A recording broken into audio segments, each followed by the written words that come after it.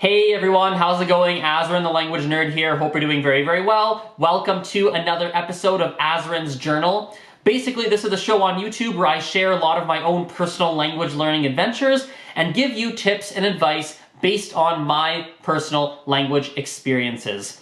Wow, I honestly think that was the most concise I've ever been in describing this new segment on my YouTube channel. That's gotta be a good sign, right? Yes, high five, success. I have a lot of things I want to share in today's episode, so let's jump right in. In terms of my personal life right now, the biggest stuff that's going on is all around Christmas. As I'm recording this, Christmas is right around the corner. We're getting closer and closer and closer and closer to it, which means that I have a lot of different Christmas-related events that are coming up in the coming weeks. For example, 2 days from today, so that's going to be a Saturday, I'm hosting a French Christmas trivia night, or afternoon rather, a Spanish Christmas trivia afternoon, and then I'm going to a Christmas party in the evening. And actually, this is a good little transition. We can talk about some language learning stuff right off the bat. I think a really good idea for teachers and language learners is to leverage the season you are in to guide a lot of your language learning process or your language learning journey. What I mean by that is right now, I live in Canada, I live in Calgary, as many of you know. In Calgary right now, Christmas is in the air. Christmas is really in the air. There's a very Christmassy feel everywhere you go. Christmas music, you see a lot of Christmas sales and different trees and decorations and Christmas lights and Christmas parties and potlucks and all this different stuff is going on all around Christmas.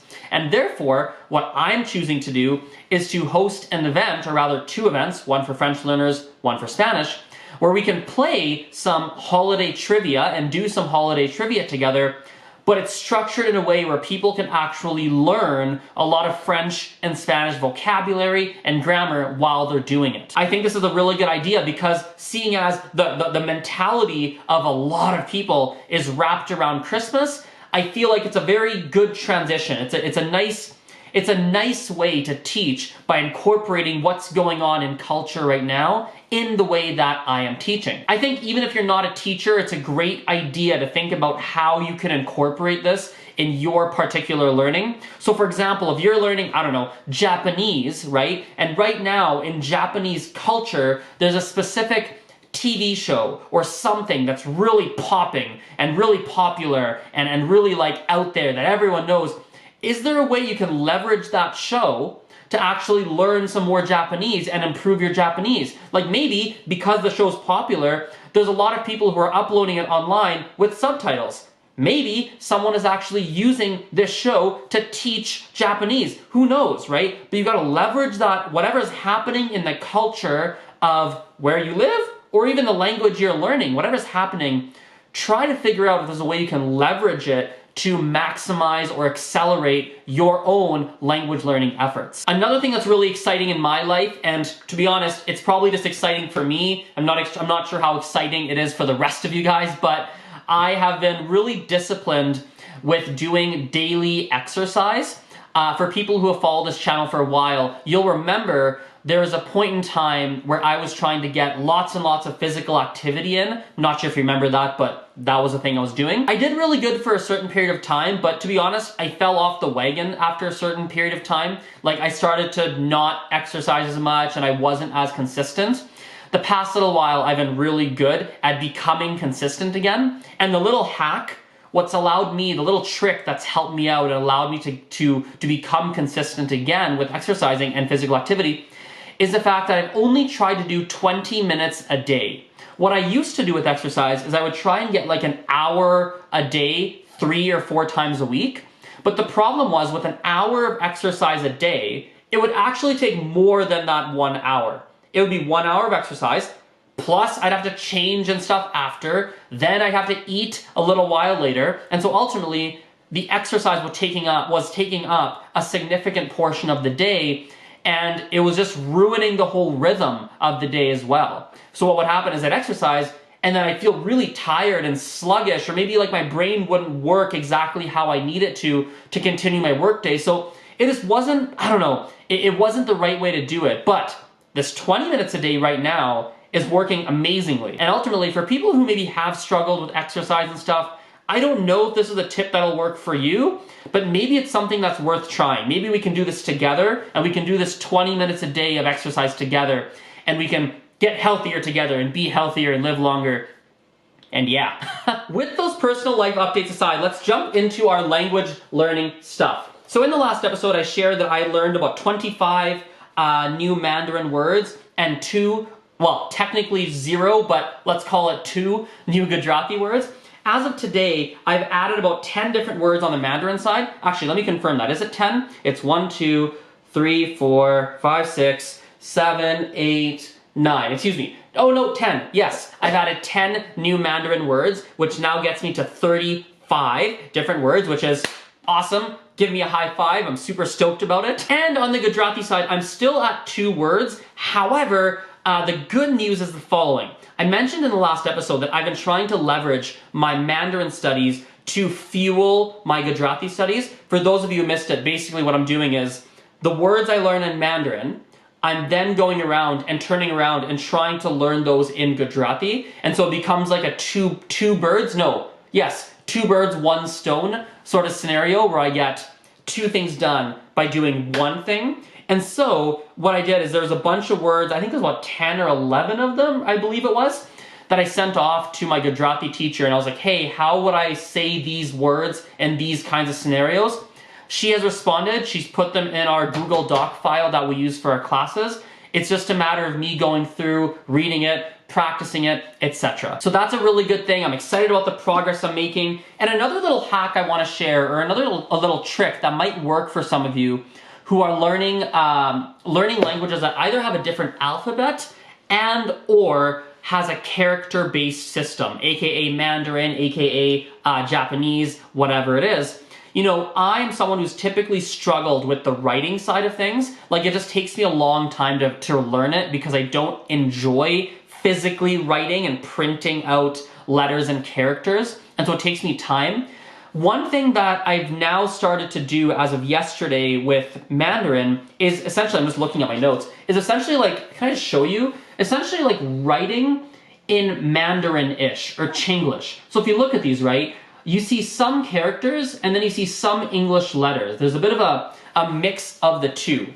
Any character that I know how to write or that I feel reasonably confident in being able to try and remember how to write, I write. Everything that I'm like, man, I have no idea how to write that, but I know how to say it, I write them using English letters. Like I'll write, for example, Dao is a word in Mandarin. I would write D-A-O, right? Because that's what it sounds like, essentially, instead of writing the actual character. And this is giving me a little bit of, practice that I wasn't getting before.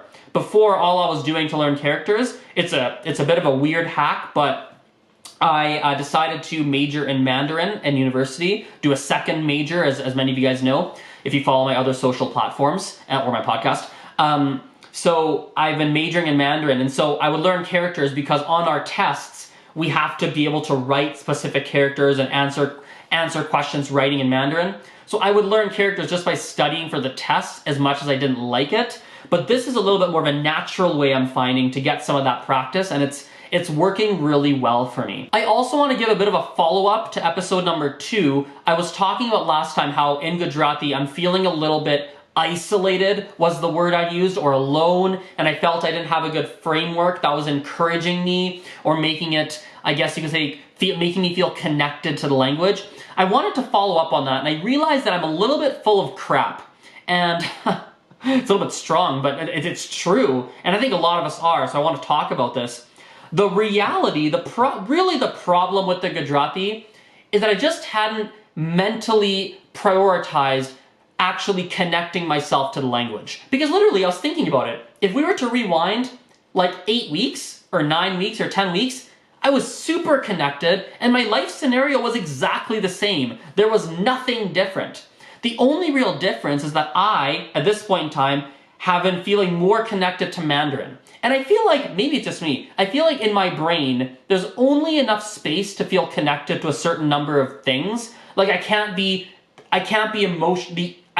equally emotionally invested in the same number of things. Does that make sense? So I was coming up with all these reasons as to why I wasn't connected to Gujarati, why I wasn't putting as much effort into it, etc. But literally, I was texting my teacher, right? And I was like, my Gujarati teacher, and I was like, hey, so do you know of anywhere I could find TV shows or something in Gujarati with English subtitles?